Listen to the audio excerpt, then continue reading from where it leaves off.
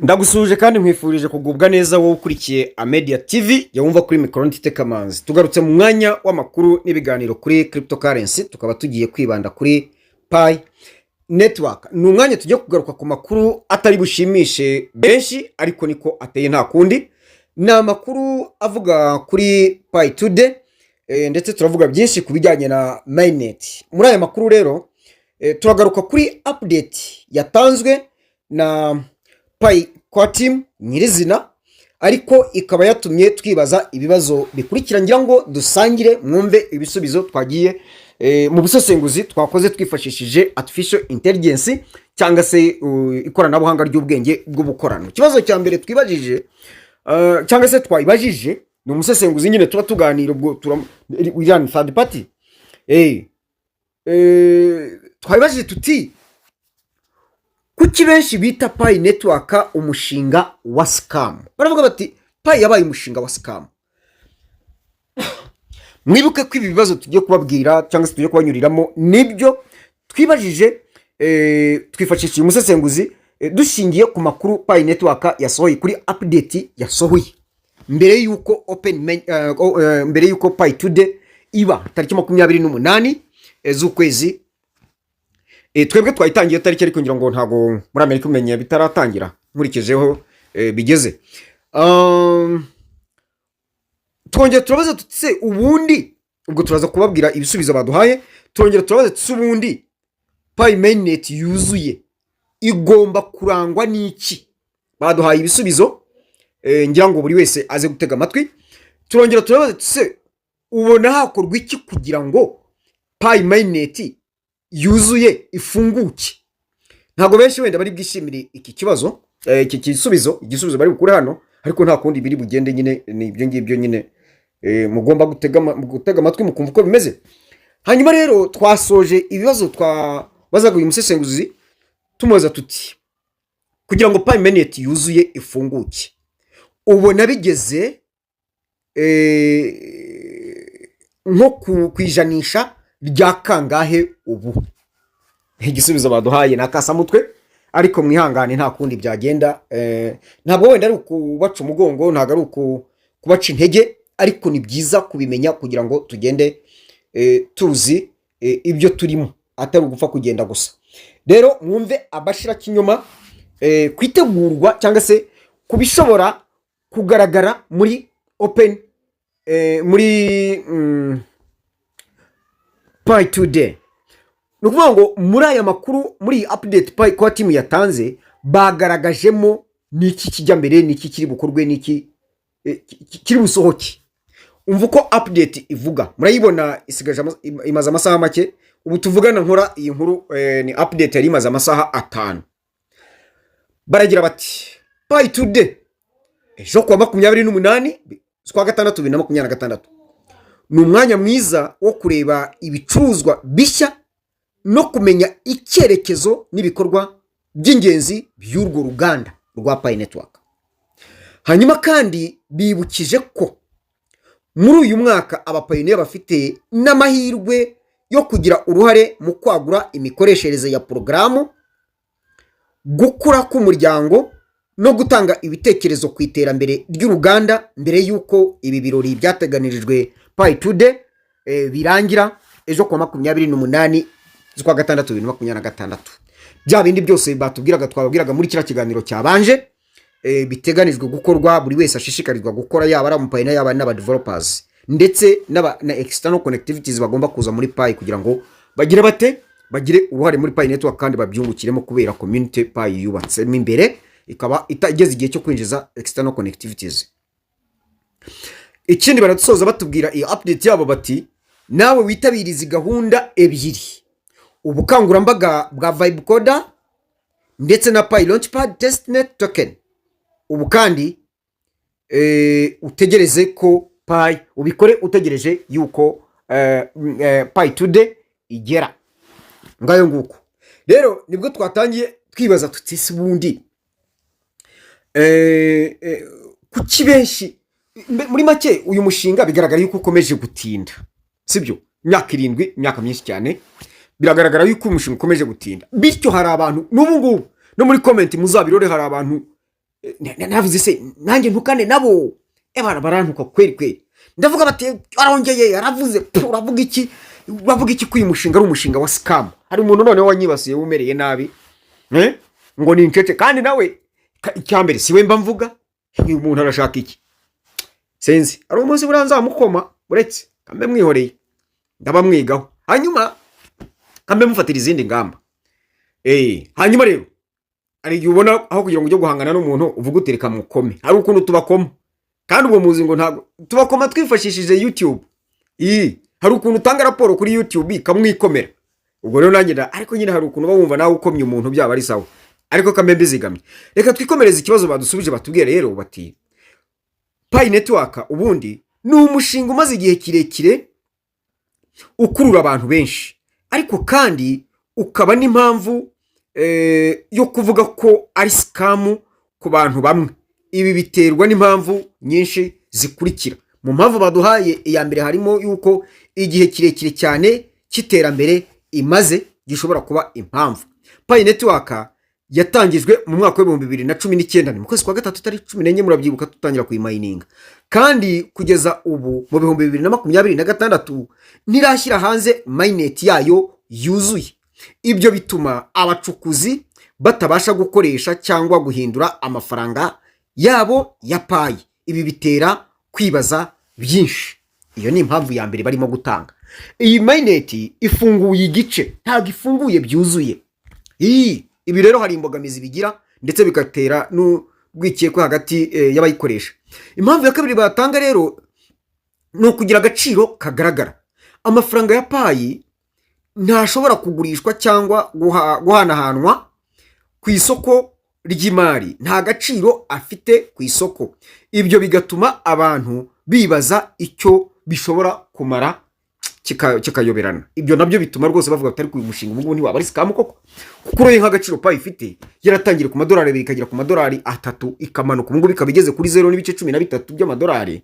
Ntago byumvikana kandi kabiri ku masoko ari limite cyangwa se afunze. Wenda ubu ngubu nko ku isoko ry'Uburayi ejo bundi imaze kugera ku OKX kuri za Kraken mu isoko ry'Uburayi rimaze kwaguka yego ariko ntabwo ku yindi migabane ari uko bimeze. Ibyo rero bituma benshi babyibazaho batukavuga se twebwe ni wacu ko dufite amasoko y'ikoranabuhanga yagurishirizwaho Pi kuki itagaragaraho. Ibyo bituma rero nabo bavuga bati uyu mushinga rwose ushobora kuba ari scam. Ariko ibyo byaba ari uguca urubanza wihuse. Reka tukomeze twumve indi mpamvu ya kane bagaragaza. Kutagaragara neza kubijyanye n'iterambere. Uti gute rero? Baragira bati nubwo bashyiraho raporo hari benshi babona ko nta makuru ahagije atangwa kubijyanye naho umushinga ugeze cyangwa igihe nyacyo mainnet izagira hanze. Iyi mpamvu ni impamvu yumvikana cyane. Impamvu ya nyuma baduhaye kuri iki kibazo ni ugushyira imbere kubona abantu bashya ari byo bise nebyo nabyita ari ukuntu babyise nashaka kuvuga hano ikintu cya referral system babyise kwisumbukuruza kwa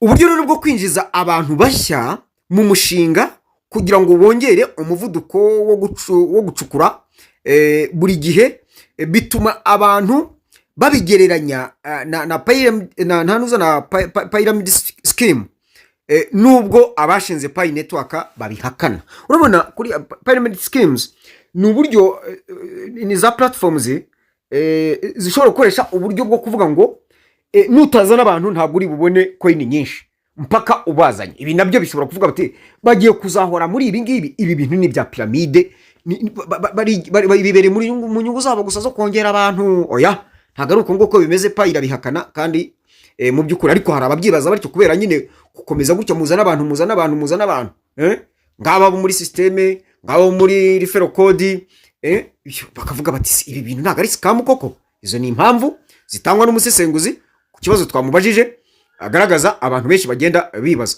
Izi mpamvu zose rero hamwe zituma Pi network iba ikibazo cyo kutizera ku bantu benshi nubwo abayishyigikiye bakomeza kwizera ko ejo hazaza izagira ejo hazaza heza.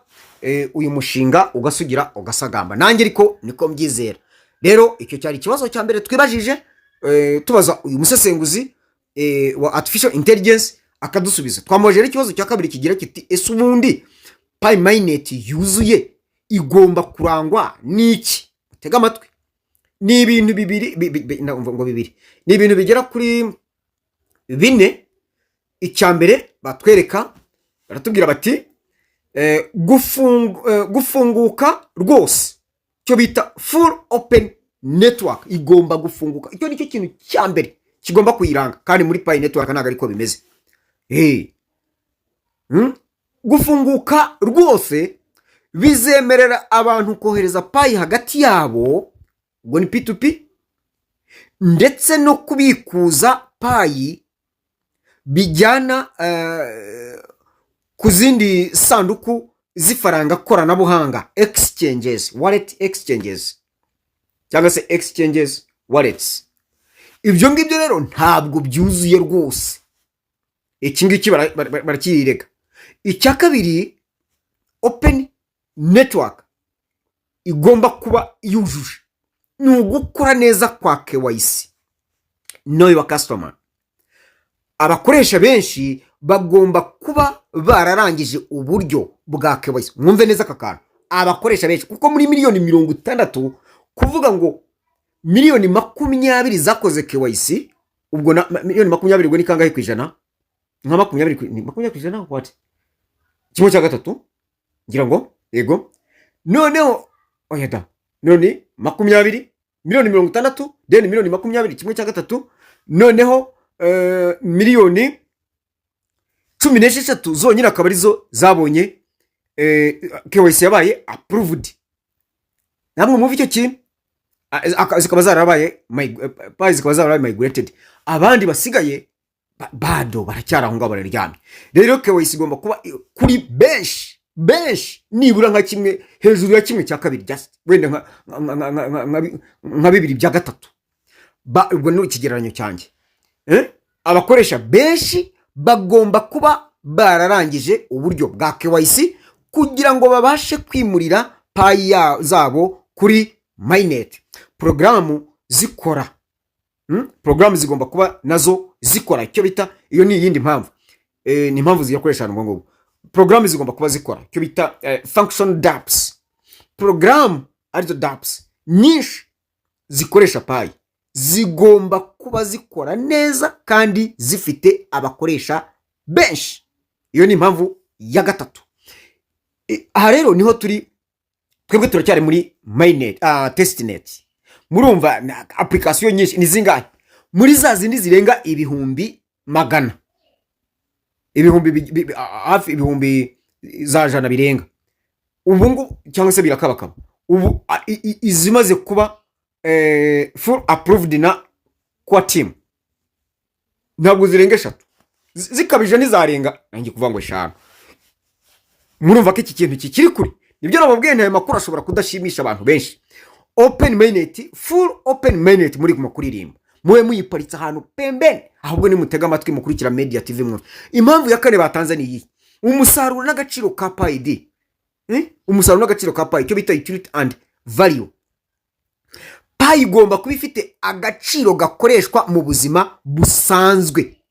Nibyo nababwiraga mu nkuru iheruka iyi ngiyi ikurikira, yuko kuba nta gaciro karashyirwa kuguze full mainnet iri he, bigomba kujyana kandi bagashyira hese mu buzima busanzwe binyuze mu gukoreshwa muri programu zitandukanye cyangwa mu kugura ibicuruzwa na service. Biri hehe na bado, urugendo ruracyari rurerure. Impamvu ya gatanu, umutekano n'ubuziranenge, cyo bita security and stability. Urusobe rwa pi rugomba kuba rurinzwe neza kandi rukora neza, nta kibazo kirangwa mu mikorere yarwo. Ibi nibyo bintu by'ingenzi byagombye kuranga pi full cyangwa se pi mainnet yuzuye. Biri hehe? Nyinshi ziracyari muri application, ziracyari muri testnet, ari zitarajya muri testnet, zitarandarangira zingana iki nyinshi. Izamaze kwemezwa ntizigera no kuri 5. Aha ngaha rero nababwiye nta makuru ntago ari bubashimisha, ariko mwihangana. ubwo rero ntabwo byaciriye aho ngaho, twabibajije ikibazo kibanziriza icya nyuma, turabaza tuti se ubona hakorwa iki kugira ngo payi mayineti yuzuye ifunguke? Aha, reka mutege amatwi mwumve. Kugira ngo payi netiwaka mayineti yuzuye ifunguke hakenewe ibintu by'ingenzi bikurikira. Erega bari uhabwa amakuru meza bitewe nuko wanabajije neza. Hakwibaje utuntu twahobyo cyangwa se utabitekereza. No. Ibintu bikurikira ni ibintu bigera kuri bine. Ibine ni bitanu. Icya mbere baratubwira bati gukomeza guteza imbere ikoranabuhanga. Iki cyo kirakomeje nyine, reka mwumve.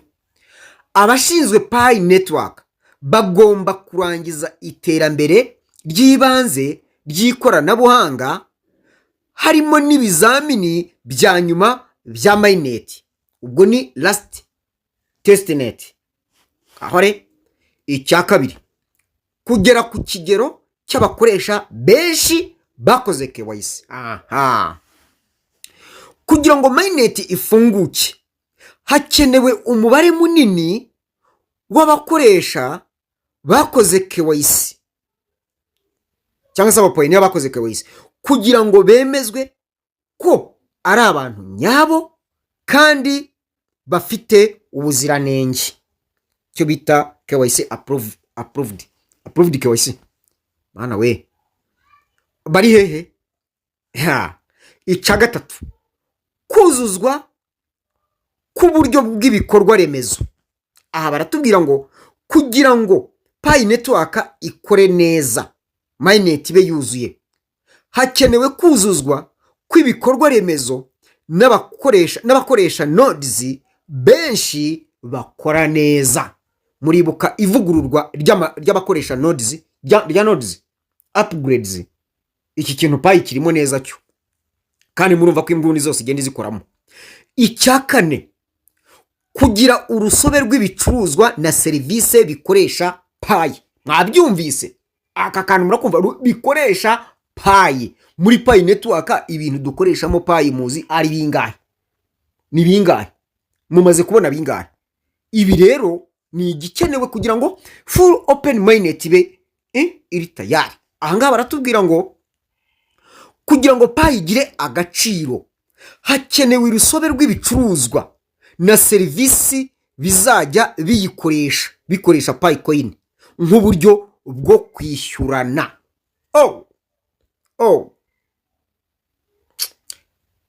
Ni byiza nubwo numva rwose bikiri kuri. Icya gatanu baratubwira ngo umutekano n'ubuziranenge. Kugira ngo mayineti yuzuye, payi mayineti yuzuye ifunguke, hakenewe kwemeza ko umutekano w'urwo rubuga uri hejuru kandi ko nta bishobora gutuma rukoreshwa nabi. Ibi ni bimwe mu bigomba gukorwa kugira ngo payi mayineti yuzuye ifunguke. Mwabyumvise neza? Genda babwiza ukuri umupayiniya wese ukurikira urubuga rwa Media TV YouTube channel, ntabwo azahomba ku makuru ya payi netiwaka n'izindi crypto tumayininga. Turaza kubaha updates zayo nuko nashatse ko tubanze guhandura aka kantu ka payi netiwaka. Hanyuma nababwiye ikibazo kibanziriza icya nyuma. Hari ikibazo kigufi gikomeye gishingiye kuri iki nari maze kubabwira, twibajije gisubije mu buryo bwahuranije. Twabajije ese ubundi ninde ufite uburenganzira n'ububasha busesuye byo kwemeza no gutangaza ko payi mayineti yuzuye? Umva igisobezo batanze shaha ngaha numiwe. Ubuyobozi bwa payi netiwaka Coreteam nibwo bufite uburenganzira n'ububasha busesuye bwo kwemeza no gutangaza ko payi mayineti yuzuye, full and stop. Ikibazo cya nyuma twabajije tutese kugira ngo payi mayineti yuzuye ifunguke ubona bigeze nko kwijanisha rya kangahe ubu? Hehehe.